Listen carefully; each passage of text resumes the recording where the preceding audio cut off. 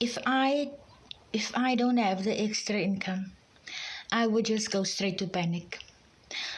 The other day I posted about a video about a Christmas tree, the Christmas decorations in the shops already. Those two things, Christmas and school, it goes together, people. The advertisements are coming up.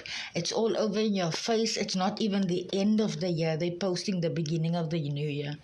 So, I'm just saying, not to go into panic mode anymore. It's not necessary. Because if you are set up and you've got things in place, you just sit back and relax and do the necessary when it is necessary, right? Let me give you the inside info. There is a side hustle. It is called Live Good. It's a great business opportunity. It has a process. It has a initial income fee, and it has a subscription that pays back. If you want